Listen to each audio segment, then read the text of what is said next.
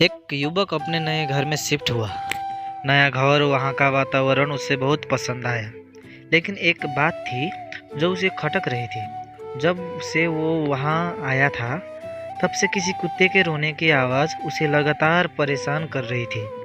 काफ़ी देर वह यही सोच रहा था कि थोड़ी देर में यह आवाज़ बंद हो जाएगी, लेकिन ऐसा नहीं हुआ।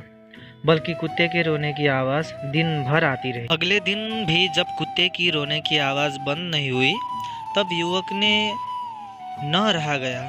वह घर से बाहर निकला। कुत्ते के रोने की आवाज़ उसके पड़ोस के घर से आ रही थी। वह उस घर में पहुंचा। वहां उसने देखा कि एक व्यक्ति बारात में बैठकर अखबार पढ़ रहा है और पास ही लकड़ी की एक पटिया पर बैठा कुत्ता रो रहा है।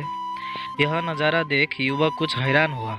वह उस व्यक्ति के पास पहुंचा और अपना परिचय देने के बाद बोला, महाशय, आपका कुत्ता कल से बहुत रो रहा है। जानने की कोशिश नहीं की कि इसने परेशानी क्या है। परेशानी जानकर इसकी मदद की जा सकती है। उस व्यक्ति ने बोला, अरे कुछ नहीं, ये एक कील के ऊपर बैठा हुआ है।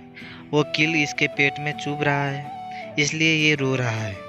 उस व्यक्ति ने शांति से उत्तर दिया। उत्तर सुन युवक हैरान में पड़ गया और बोला, यदि ऐसा है तो इस जगह से उठ क्यों नहीं जाता?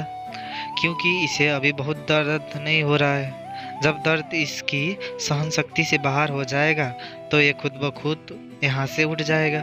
उस व्यक्ति ने जवाब दिया। सीख। उस कुत्ते की तरह हम सब अपने जीवन में चुप्ती कील पर बैठे हुए हैं।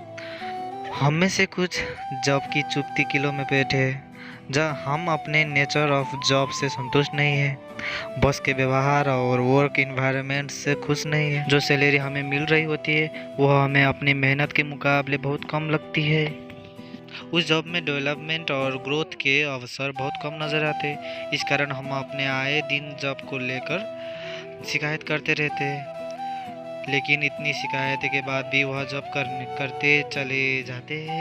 और कुछ रिश्तों की चुप्ती कील पर बैठे हुए हैं। कोई एब्यूसिव रिलेशनशिप में फंसे हुए हैं। किसी रिश्ते प्यार और सम्मान नहीं है।